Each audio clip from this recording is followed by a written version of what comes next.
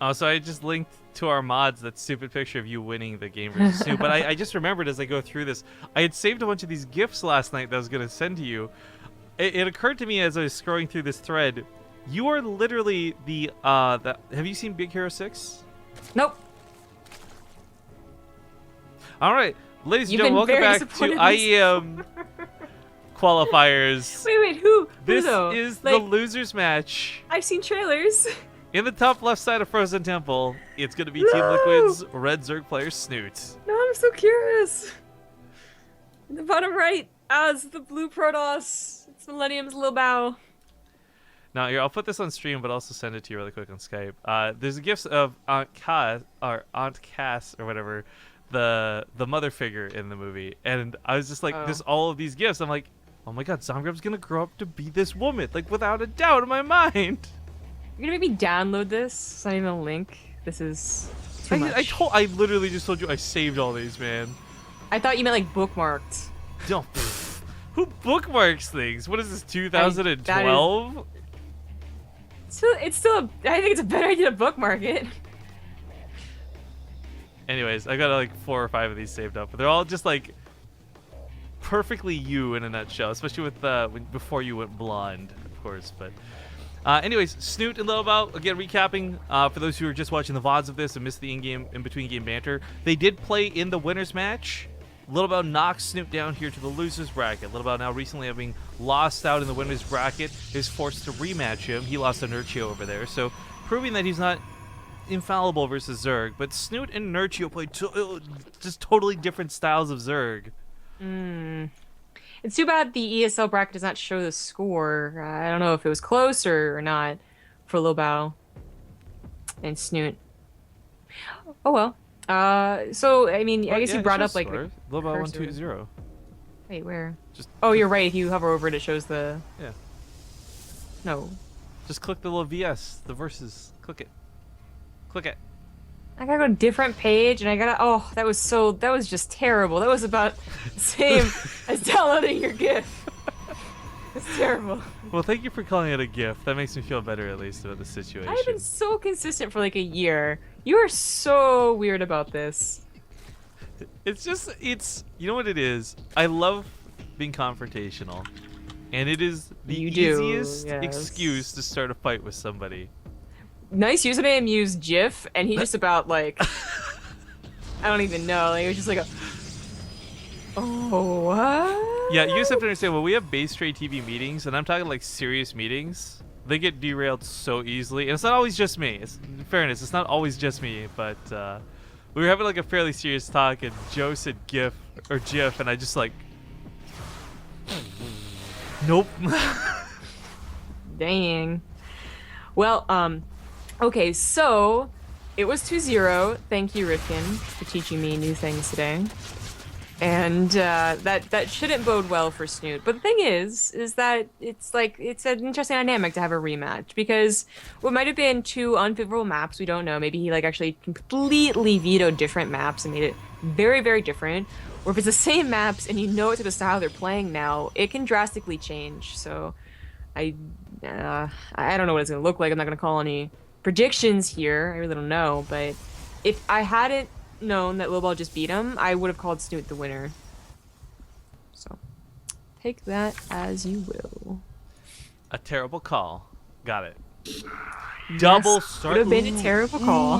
Hang on, this is really cool. I love this because he does this after the Overlord passed away from it. But Snoot's going to come back, and if he sees these double Stargates, 2 very important things are going to happen. One, his current strategy is going to be reaffirmed. You can still go massive links and banelings into this because they won't have enough Phoenixes to lift up all your units. Secondly, it'll let him know he needs to prepare for what is something further, because what's this but weapon upgrades coming out of the Cyber Core. Now, I don't know how this series went before, and I don't know what way Snute played versus what Lilbow played, but while the Adepts could do some damage at home, the Banelings on the other side of the map could also be very, very dangerous. There's going to be a decent amount, I would imagine, once that Baneling nest finishes up. I prefer Snute's position in this game, but we shall see. He is going back into droning, so this isn't really an all-in here, and unfortunately the Banelings are not done yet. Otherwise, they could already be crashing into the Adepts, taking out a huge chunk so of Lilbow's army. Though. This is going to take out a decent amount of the army before it even has to fight. Zella goes down, a lot of Adepts die. Now those banelings will probably start up. And this wall, funny enough, actually, the way he's done this with the gateways, this is a wonderful wall. This is not an easily bustable wall. Yeah. This is quite unfortunate. Snoot's Overlord, despite roaming around the main base for these entire past few minutes, only just now sees the two Stargates. Like a Phoenix pops out to kill it. So Snute has no pressure anymore. But here's a small consolation. Snute already plays queen heavy in general. This is Snute against most people. True. So he already has like 6 queens out on the field, on top of ones that are, I guess he doesn't have injecting ones, but he's building more as we speak. So his anti-air is going to be here, but the worst, most frustrating feeling for a Protoss player is when you Graviton beam something and it gets transfused, and you're just like, well, that happened. Yeah. If Snute had either entirely dedicated to the Baneling all-in, I think he would have broken Lilbow, even with the good SimCity. But on top of that, if he had made any Banelings whatsoever, and he has about halfway done now, I think he pushes this back very easily. Lilbow might be making a mistake here. These are his only form of anti-air. If he holds back and gets that Baneling... I guess he doesn't really need to use them. The Queens are doing a great job. Picks off these Phoenix. Systematically focus firing. Mass Queen hype. So I do wonder if this is exactly what happened last series, you know? Like, okay, a little awkward with the Lings not preparing with Banelings for that initial Adept tango, but the fact that he was already making so many queens, despite not having confirmed the double Stargate, it might have just been Snute. Or it might have been that this is exactly how the last series went, and he was totally prepared for that exact attack. Because I can see that being a dangerous enough attack to do it very commonly as Lilbow, but apparently Mass Queens is the answer for it. Well, for now at least. We'll see if this persists. I mean, he's still insisting going for the Phoenix. You got the +1 weapon upgrades. He wants to make this work. And make no mistake, guys, we've recently cast a couple of games where Double Stargate Phoenix looks dumb and unbeatable, and it's almost laughable how bad Zergs die to it, but this has been dealt with early on, and that may just be all that it takes to get ahead of the situation. Yeah, I think it really is. Snute is in a great position. He's banking so many minerals. That's like the only problem I can see right now, but it's kind of a good problem to have, because it's not that you're about to die because you're banking minerals. Lilbow has to really collect himself as well, and it's not doing so hot in the supply right now. I like that phrasing. It's like a good problem to have. And no, I'm too rich, and no one's doing anything about it. I mean, there are some situations though, like where you'll see on BaseTradeTV especially, we'll talk about someone's bank and be like, you should be using it. And you're kind of like, well, it could be banking it, but this is one of the situations where for Snute, I think a lot of the question marks go down to like, how is he planning to bank it? And he may have been asking like, okay, what's up next? You're getting a lot of money for Hydras. He's taking another base. He's going to be using his money, and that's a big part of keeping this bank like going. Yeah. Thanks to Nick is Lost for the 16-month resub and Stoned Spider for 22 months. Dang. Stoned _Spider. Baneling's gonna come in. Okay. Ooh, this is gonna be okay. Not the greatest. Just really hope to hit those probes with them, but get some decent hits towards the very end there. But this isn't an economic game about probes anymore, and rarely do you find a StarCraft 2 game PvZ where it's not about the workers or the income. It's about what's the army going to be. And between Hydras and just a severe amount of Queens, look at this. The Phoenix, as we see, come in and just pick up the Hydras like they're nothing at all. They're a bit of a joke in that regard. Transfuse is not quite hitting, and while this was a great defense early on, it's not panning out right now. A lot of these Phoenixes getting a lot of damage done and not losing too many for it. 5 in total. Well, a little bit of a problem on the other side of the map, you know, because Lilbow has put so much into the Phoenix production, he really doesn't have a ground army, and the ground army he has is not so great against Banelings, so he's got to be careful every single time to, you know, counterattacks like this. He's gonna get some free Banelings here. That's nice. That, you know, that wasn't devastating. Job for Lilbow to hold on to his natural, but it pulled back the Phoenixes, so now hopefully Snute will have the Hydras and the Queens bulked up, because that was a very nice attack because Snute's army wasn't together yet. Precisely. Like the Hydras were actually just rallying in too. Like that's the worst part. It was so close to actually being gathered up and ready to fight. But so many Phoenix. There are. Now even if the Hydras do get some good hits on top of this, let's not forget Lilbow's invested so much into these Phoenix. Normally use a couple and you move on to your next step of the transition. But this is his transition. This is his big part of the game. If he loses too many Phoenixes, he loses out on all that momentum he's built up over these last few minutes. He is not looking very good at all. The Phoenixes, when they were 20 plus, that's a counterattack that kills 2 to 3 drone lines if the army's not there to help. But if it's taking on the army, it's not doing so hot. And if it doesn't take on the army, kills the drones, there's still an army that will probably kill the ground army of Lilbow. Snute's army is also very segmented into weird sections. Like, the Hydras pushing here are not bad, but the Lings run their own. If they're complementing the Hydras, it's better. Tries to run into this 4th base once again for another cancel. Hydras take down the gateway and back away. I really like that he chose to back away from this because he knows what was waiting for him. Meanwhile, this base does get canceled. Good kills on these adepts, and Snute's really taking control of this game. He is. He's been in control. Oh my god. The one moment where there were so many Phoenixes it looked like it might snowball was scary, because that happens. But it very quickly was like, okay, no, Snute's got this. Snute's under control. And Snute, like, it felt like he was very prepared for this game. Even though the early game looked a little bit wonky, I think this might just be game over. Zombie Grub is snowballing because we're on a frozen map. No. Okay. All right, game number 1 going to go to Snute. So already a better result than the first one we had earlier today, but we'll see if he can keep this momentum rolling strong. This next lobby going up ASAP. Small break while we get into it. We'll see you guys soon. So we're being told, by the way, I'm going to take the word of chat on this because we didn't get to see it, but people are saying Snute lost the first time around to trying to do like a bailing bust or bailing all in into like basically blink stalkers and just counter things like that. So it's kind of cool to see it work the second time. I guess if this was his intention the first time they played the best of 3, I don't know. Either way, getting into map number 2, it is 1-0 for this guy on the top right side of Dusk Towers. Team Liquid's Snute. The bottom left as the blue Protoss, it's Millennium's Lilbow. And yeah, I was going to bring that up too.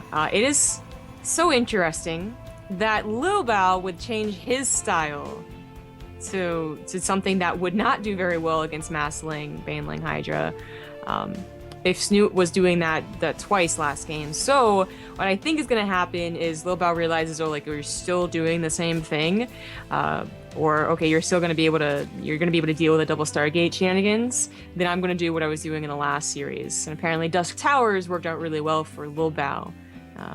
Maybe this is a game that Snute does mix things up.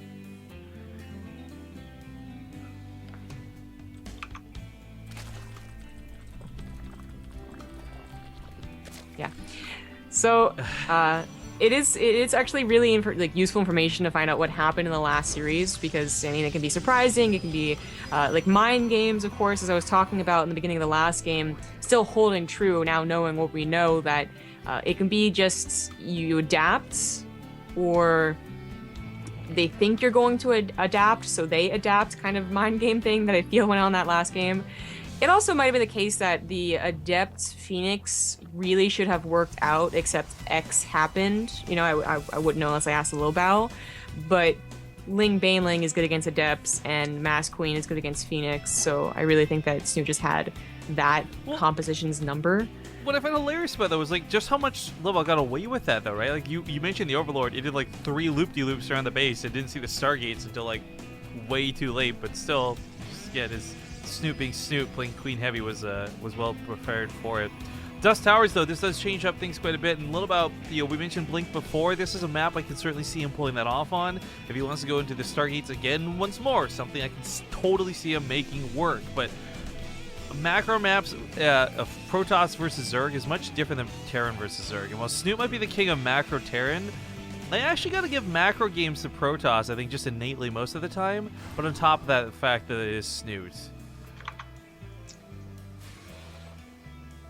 Well, Stargate, not double Stargate. I would have been really surprised had Lilbow thrown out double Stargate again. But Dusk Towers at one point, yeah, was super popular for the double Stargate. Just an Oracle here. Maybe not even going to Phoenixes at all. And actually, that's kind of what I'm expecting. I really like Phoenixes for a lot of different reasons. But I'm glad he's at least getting the Oracle. Detection's going to be pretty big, but also just Revelation tagging to see the army at all times is nice. Yes, it certainly is.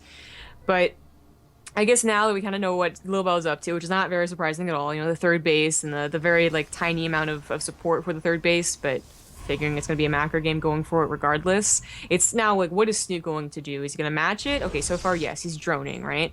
But is he going to be back into those banelings? And if it is, I really would think Lilbow is going to look more like that first series, which again, we didn't watch, but we heard what happened. Apparently, it was, no one used the word stomp, but it sounded like he was well prepped against Ling Baneling. Yeah. By the way, thank you, Mr. Arthur Simon. He's very active on Twitter, so I really like him for that. But also for 7 months on that resub. That's nice to see as well. Oracle comes in and kind of gets a little bit of nothing for his trouble. Like 1 drone, I think. Stay alive, buddy. You got more things to do in life.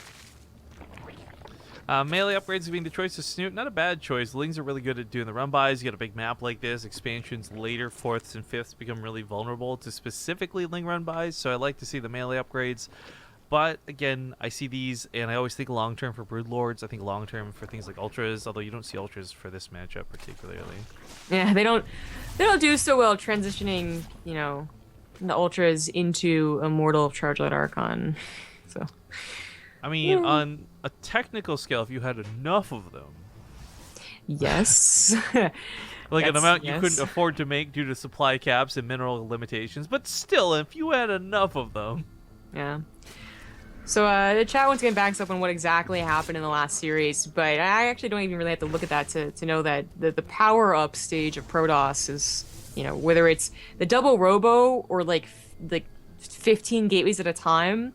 I mean, that's one of the first times we saw Lilbow perform in Legacy of the Void on Dusk Towers, was he basically went for 3 base with no units, and then had like 3 robos shot down at the same time or something stupid like that. That was versus TLO, remember? And it's just, it's going to be common on this map where you can get that 3rd base, and then you can slap down a mass amount of production and very quickly ramp up as opposed to, you know, safely ramping up. Which is kind of happening here. It's not really that big burst of production for gateways, and it's only double robo, but very quickly advancing to Templars as opposed to charge lots, and he realizes it's going to be Banelings. Well, that's all I could say. Whether it's Archons or whether it's Storms, both can be really effective against Lings and Banes. But quick thing in chat, Mr. Arthur Simon trying to make some liquid snoo jokes. So 2 things. 1, if anyone can find that picture from IEM Toronto where I made the snoo Stein for Snute, bonus points. But 2, fun fact about Snute, he's never seen Futurama and doesn't get that joke, even though I consistently, like, basically get right up in his face. I'm like, hey, Snoo. He must love you. Yeah, somehow we're still friends. I don't know. I'm weird like that, I guess. I'm like accidentally charming for all the retarded stuff I do. His eccentric Canadian friend. The eccentric Canadian. You know, I would be okay with that title. Okay, well then great. That's your title then. I almost wish, you know what, I'm kind of jealous because I wish I hadn't seen Futurama just so I could watch it all again, like straight up. I love that show. That's why you don't watch it for a long time, and then when you watch it again, it's all fun again. At least for me. No. That's a lot of Lings, by the way. So this was a lot of Lings on me, because now it's a lot of Banelings. So this is a problem, right? Like Lilbow probably A, figured this is going to happen again, but then B, scouted. Oh, actually, he never scouted. Okay, so he just figured it out, because he's a smart cookie, that it's going to be able to be more at mass Banelings again. So he really has no charge lots, no adepts, nothing that would actually die to Banelings, and a lot of stuff that might get overwhelmed, but certainly aren't countered by Banelings. So here's this gets a little bit silly though. Banelings have the same logic versus Immortals and Archons that they do versus Roaches, where if this army is clumped up enough, if enough splash damage can still be done, it's still more effective than the Lings will be, or their Ling counterparts. So Lilbow, for whatever reason, maybe the Lings get us around and hold him in place. Maybe he just clumps up like a silly Billy. This amount of Banelings can, as dumb as it sounds, probably break not just the Immortal barriers, but the Archon shields as well. I'm reminded of what was it? Immortals are countered by Reapers. Oh my god, that in enough Wings numbers. of Liberty, please. And now with grenades. Look, yes. Woman.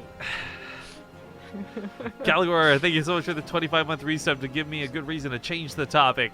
That's a lot of Banelings rolling around the map, though. 65 to be precise, 100 Zerglings to back this up. This is so crazy. It's 7 Immortals, or sorry, 7 Archons and 8 Immortals. What? Numbers. Did Snute ever scout? I thought he's been consistently scouting. Is he really just like, no, I'm going to do it, I'm going to make this work? I'm surprised the Banelings are going in first without the assistance of the Lings, but this is what I was talking about. If you're clumped up, it's still going to do so much splash damage. Look at those Immortals fall. The Archons are all so low. The Lings get the surround. A stasis trap. It doesn't even matter. 114 Lings. Good game. What the? No, I'm going vampire laugh on this. That was so good. That's disgusting. Banelings are pretty good. Banelings are pretty freaking good. But okay, that's going to be that for Lilbow. He's now out of the tournament. Snute will advance one more round to play in the finals against either Euthermal, Mana, or Guru, I guess. One of those three. But that does end it here for us. Now, before we go, I would like to publicize. I had to wait for a nice username to wake up to do this. So I gave you guys a bit of a sneak peek earlier. I should probably I gave you guys a bit of a sneak peek earlier at the Tal'Darim extension mod thing. It recently has been, well, it's going to be publicized now, as I just publicized it on YouTube's. So I'll link it in chat. I'll spam it in chat, but I want to show it on stream one more time because it is so fucking sick. Nice username. Put a lot of work. And a couple other people helped too, but nice username put a lot of work into making this possible. Our PvP tournament we have coming up, the Civil War, is going to feature skins, guys. And it's going to look freaking sweet. So here's the preview of what that's going to look like.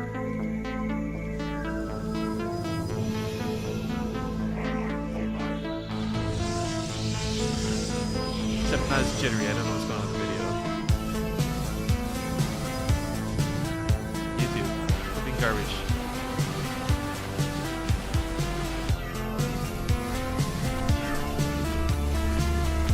Okay, whatever. The video is like being stupid. I think it's just because I got too much shit running right now. But the point is, I'll link it in chat. You guys can see it for yourselves, and it looks freaking sweet. So we got this really awesome PvP tournament coming up. It's got Hearthstone, Lilbow, Drogo, Showtime, Neeb, and Puck. 6 of some of the best Protoss players we could find. They're going to be competing for $1,000, plus a little bit more if you guys buy any watches from Yord and all that good stuff. But it's going to have skins. It's going to have skins that we're going to get to watch and game fight each other. It's going to look so fucking cool, and I hope you guys enjoy it. So make sure to check that out. We spam that link in chat. Make sure to watch. But that does end it for us as Zombie Up. You want to do quick shout-outs, goodbyes, whatever you got to do? All right. Well, I mean, first our, like, you know, our sponsor shout-outs, right? Those are pretty important. Yeah, I don't know. First of all, G2A.com. Use code BASE to get 3% off and help us out. So looking for games or skins or even time for subscription games. Cheers for gaming. You can use BaseTradeTV code to get $20 off in both America, USA, and Canada. Some people get offended when I say America and Canada. Anyway, and free shipping and free cushions. Arcade Block, which has a raffle going on right now. So even if you just want to try it out for a month and then maybe you're going to cancel, it's certainly worth it to get entered into the raffle for the really cool Risk board that has a bunch of different signatures, StarCraft themed, and it's pretty damn cool. Yord Woodwatch is, of course, the Civil War tournament that we're talking about that you just watched with the skins and stuff. And if you buy a watch, maybe for Father's Day, then the sales actually go towards not us, but rather to the prize pool for that tournament. So you're helping out more in StarCraft. And then finally, Corsair, gaming, of course, you know, Corsair tournaments, which unfortunately, I actually don't know when the next one's going to be. Like next week. Yeah, we're so busy, of course. But big fans of the products, and you can look down below, click the links down below to check out more of their products. Yeah, nicely said, nicely done. Thank you very much. So guys, if you want to support us, make sure to follow the channel, follow us on Twitter, all that good stuff. But enjoy the rest of your day. We'll have a vote in chat to see what people want to see, what we'll host, all that good stuff. So we'll end the stream with ads while you guys vote, and then we'll go host somebody or something, or I don't know. But we'll see you guys later. Thank you so much for watching. Have a great day. And in a few hours, 3 or 4 hours from now, Fear Dragon and I think Tempo will be back on this channel, so here, with the North American qualifiers. We'll see you guys later. Have a great day.